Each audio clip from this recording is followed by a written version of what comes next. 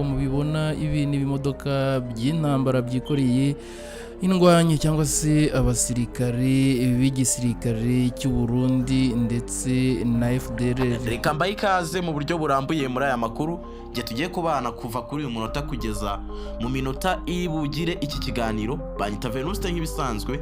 Niba ari ubwa mbere ugeze kuri ino channel making ashobora kuba akoze subscribe ugakanda no kunzogera like share comment. Iyi ni Mind Empire nk'ibisanzwe. Reka nze ngaruke mu kanya dutangira n'inkuru yacu y'uyu munsi.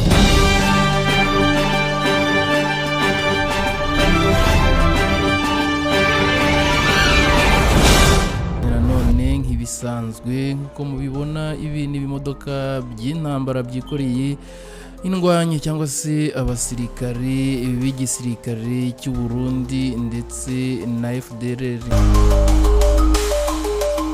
Igisirikare rero cyerekeje mu bice bya Sake ndetse no muri Goma.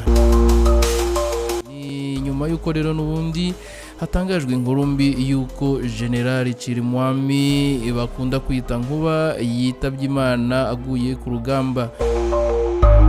Iki gisirikare rero cyoherejwe nyuma y'uko abandi basirikare b'Abarundi ndetse na FDLR Wazalendo bafatikanya benshi bari kugenda bashira ndetse bagwa ku rugamba. Iki gisirikare rero cyoherejwe no mu nkuru n'ubundi dukesha TV5 Monde nk'uko ibitangaza mu makuru ndimo mu mafoto ndibuze kugenda mbereka aho ahangaha mureba ari Goma, situation yaho uko imeze, aho amashuri hamwe na hamwe arafunze, abana ntibari kwiga, ahandi ibikorwa ntago biri gukorwa nk'uko bisanzwe bitewe n'uko Goma ari agace kazengurutswe n'inyeshyamba za M23 ndetse n'indi mirwano iri kugenda ibera mu nkengero z'uyu mujyi. Ngira ngo mbatangarize ko kuri ubu ngubu iminsi 2 irashize aho muri Goma nta muriro cyangwa amazi cyangwa se network biri kuhabarizwa ubu. Ibi ni imodoka rero nabyo by'intambara bya FARDC nabyo bikomeje koherezwa Sake ndetse na Goma kubw'umutekano n'ubwoba bwinshi bw'uko Goma ishobora gufatwa na M23. Tshisekedi rero nawe ejo nibwo yakoze inama yiga ku kibazo kiri kubera Burasirazuba ndetse bwa Kongo, aho nabwo batangaje urupfu rwa Chirimwami nk'uko cyatangajwe na guverinoma ndetse na leta ya Kongo, aho yatangaje ko uyu Chirimwami nyuma yo kuraswa arasiwe ku rugamba yaje kujyanwa Kinshasa barebe ko bamukurikirana, ariko bibi by'ubusa ahasiga ubuzima. Bisanzwe nta kindi usabwa uretse kureba hasi handitse subscribe ugakandaho tukatubana mu makuru meza nk'aya ngaya azira igihe.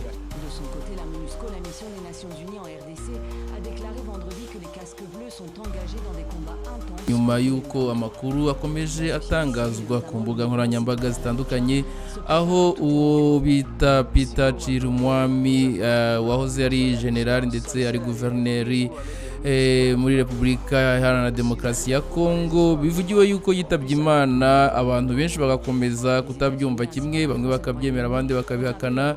Repubulika Iharanira Demokarasi ya Kongo nayo yahisemo gutangaza aya makuru, maze ituma buri muntu washidikanyaga ku makuru yiriwe ku mbuga nkoranyambaga yabona ukuri nyako. Ukuri rero ni ukuhe? Ukuri gutangajwe nuko General Peter Chirimwami n'ubundi yitabye Imana azize igikomere yahuye nacyo ubwo yarari ku rugamba, aho twakita kuri ligne de front. Uyu rero mu General Chirimwami yitabye Imana ubwo yajyanaga n'abandi basirikare ahaberaga intambara. Ni intambara tubibutse yuko ari intambara iri guhuza igisirikare cya FARDC cyangwa se igisirikare cya Repubulika Iharanira Demokarasi ya Kongo ndetse n'umutwe witwaje intwaro wa M23.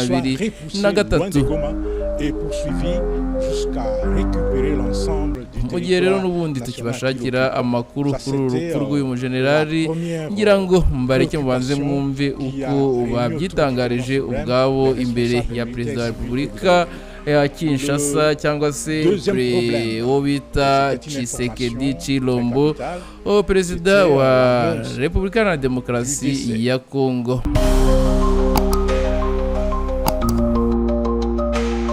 Waba ushaka kugura subscribe, watching time na views byo kuri YouTube?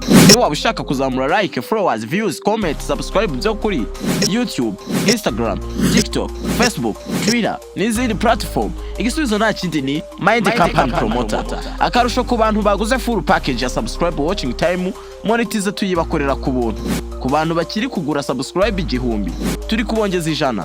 Banguka bonus tarashira. Twandikire kuri WhatsApp cyangwa uduhamagare kuri 0734944043. Gira abantu benshi bawukurikira, isi kubera nk'umudugudu uyora gatubutse. Mbere yuko aya makuru tuyajye muzini muzingo, nta kindi usabwa uretse kureba aho hasi handitse subscribe ugakandaho, maze tugakomeza kujya tubana 5 kuri 5 muri aya makuru.